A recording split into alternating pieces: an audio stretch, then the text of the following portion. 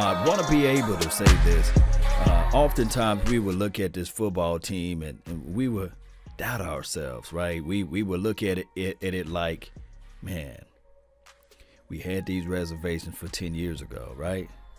One can argue and say, hey, we are the same team that we were 25 years ago. Nothing happened.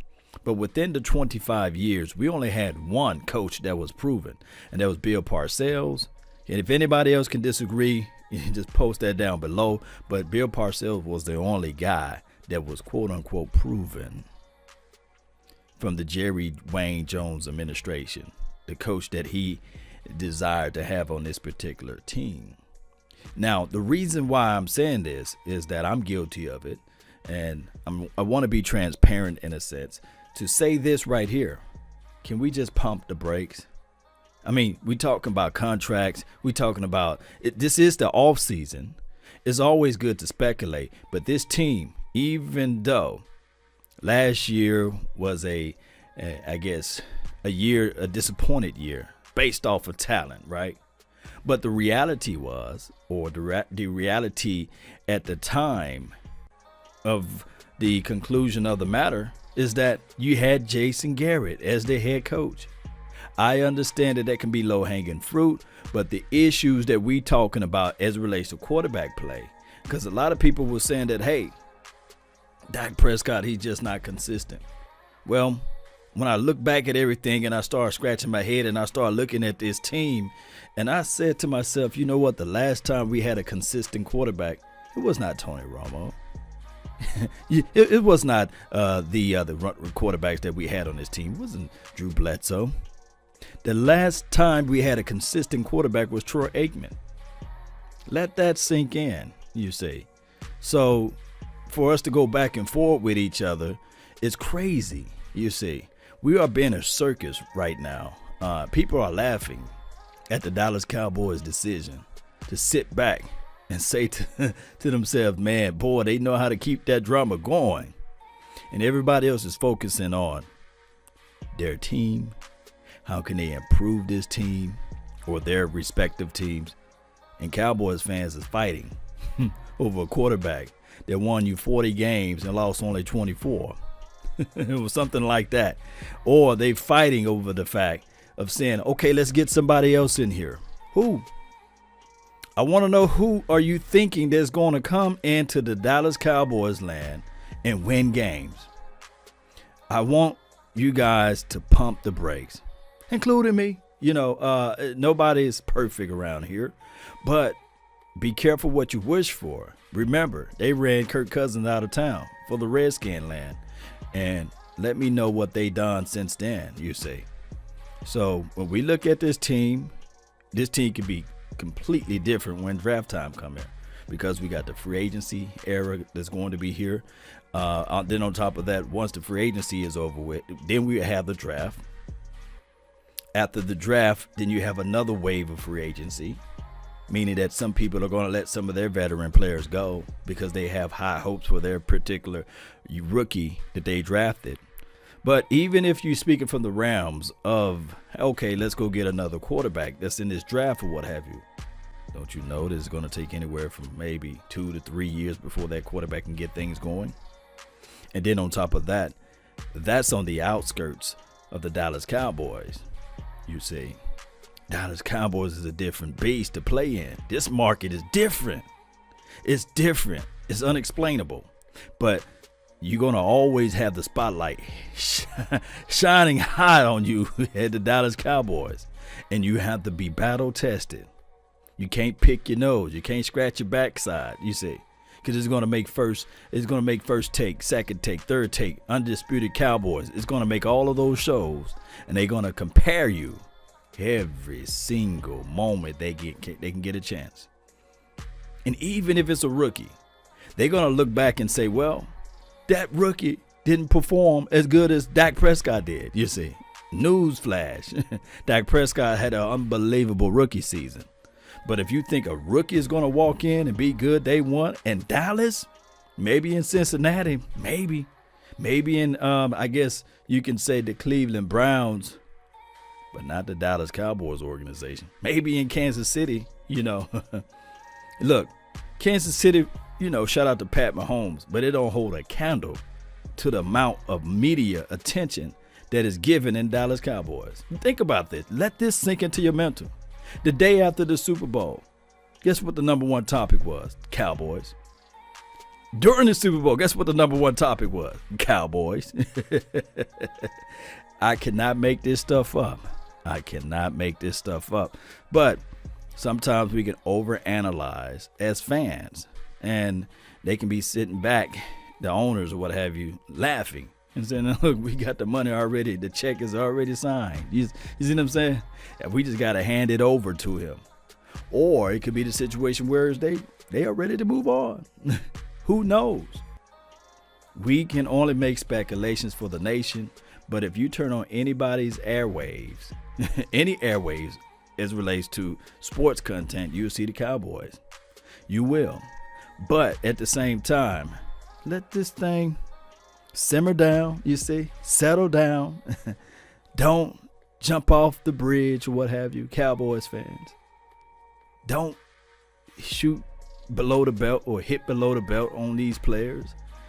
It's always a grinder's additions as it relates to contract talk. We already know that it's up to Jerry Wayne Jones to try to get the lowest dollar amount possible, because they got a business to run. They got players to play. They got so many things that's going to come that they just don't see, unforeseeable things. Also, when you look at it, it's up to the player and the agency to get the highest money possible, because one hit, you're gone. One hit, you can't play football ever again. Was it Ryan Shazier? I think that's how you say that man's name, for the Pittsburgh Steelers. I don't see him playing no football anymore. They might have cut him his check. They might have cut him his final check, but he's not going to be able to play football at a high level as he used to, you see. That's how dangerous this sport is. So it's not like basketball where the money is guaranteed. You get crazy. Look, you can pick out basketball and say maybe the dude that's on the fourth string, almost a third string, whatever it may be, the basketball player, the tiers of basketball players, the lowest level guy is getting paid for what these quarterbacks are getting paid for the NFL. If anything, the NFL need to cut that pie all the way open and give a bigger chunk of that pie, because all we see is TV revenue. We see more commercials on anything that you're talking about as it relates to sports on YouTube, Facebook. They didn't corner the market. You see, revenue is there. Look, the NFL is a non-profit organization. It's not for profit. But if you go to their YouTube page, every 5 or 6 minutes you see a commercial. I wonder where that monetization is going. It's not donations. I wonder if they can count that towards, you see what I'm saying, the profit index. They are. This is a monopoly almost. They cornered the market. You can't post a 5-second highlight clip of the NFL without them saying, hey, this image, this logo is owned by the NFL, and we're going to receive remunerations for that clip there, because you don't own the rights to that particular video or clip or picture or what have you. All rights are reserved for the NFL. They the ones that making money. They the ones that can remove their salary cap. I think that the salary cap was installed for when the NFL was struggling and they needed to figure out ways to keep these owners in check without going out there and buying and purchasing their own Super Bowl, basically. But they were strapped for cash during that time frame. They needed to figure out ways. But I'm thinking that in this modern day time, with YouTube, with Twitter, Twitch, all of these advertisement dollars as it relates to TV, and then the endorsements, these stadiums being built, you don't need no salary cap. There's still going to be parity in the league.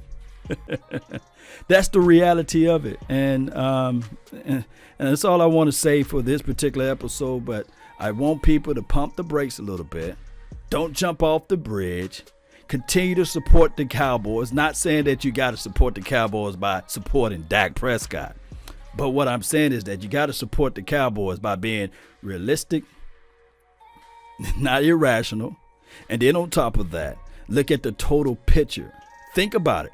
Sit back and say to yourself, okay, if we move on from the quarterback, who do we go out there and get? It's not that easy. Easier said than done. Who are we going to go get? Oh, you like Justin Herbert? Didn't you know that he broke and shattered his collarbone? The kid needs some milk. 6'6", 6'5", what have you. 227 pounds. Haven't thrown a pass in the NFL yet. Oh, should we go trade up for Tua? Dude got a hip situation going on, and we don't know. Joe Burrow. Oh, he's lighting it up in college. But when you look at his age, he's older than Lamar Jackson. Now, all of a sudden, he's lighting it up. Of course, you should be able to. It's like equivalent to me going back to high school and middle school. You think I'm going to light it up? Yes, I know more than the opposition. Well, of course, they're a whole lot bigger still. But you guys can see the whole picture, you say. So let's not, count our eggs before they hatch. You say, let's not outspeak our wisdom teeth. You say, so let's take it one day at a time, one movement at a time, brick by brick, and we stack these things together, and we look back and say to ourselves, okay, this is what Mike McCarthy been doing. This is what his evaluation. Give him a chance to look at this roster and say, hey, this is where they need to improve at. This is when I was sitting on my couch watching every game, and I saw where the offense was good, but they was horrible in red zone. Let me give my implementations. Oh, I don't know a lick about football as it relates to defense. Let me get some of my contemporaries. Let me get some of my people that can get their hands on the ball. Teach these young DBs to turn their head around. Teach that defensive guy to not just shoot the gap when it's passed. Let's not just shoot the gap, but understand that they can also pass this little bubble screen. You see, let's not be, disobedient out of our stance or what have you. Let's play a team philosophy football, meaning that, yes, it's good that you get the sack, but that you control yourself, you see. Did you stay into your gap integrity? Did you stay disciplined on your assignment? Those type of things. Are we going to be a complete team? Not just rushing the quarterback, but can we stop the run? That is what McCarthy is going to install. He's putting all of those pieces in places. Yes, Dak Prescott, yeah, you want to prove that you can throw the deep ball, but it's okay to check it down. Matter of fact, not just check it down to Ezekiel Elliott all the time, but let's make some plays that's designed for Ezekiel Elliott in a check down situation. Let me implement some of the West Coast philosophy while you guys can still run your Kellen Moore system, which is fantastic. Just need some tune-ups and these sorts of things. So let's let this thing come together and stop whining, Cowboy Nation. Because you know when you whine a lot, you know what that makes you look like, right? We better than that. Come on, Cowboy Nation. That's been my time. I really thank you all for yours. And remember, you're listening to nothing but the best. Let's go. I'm out. Peace.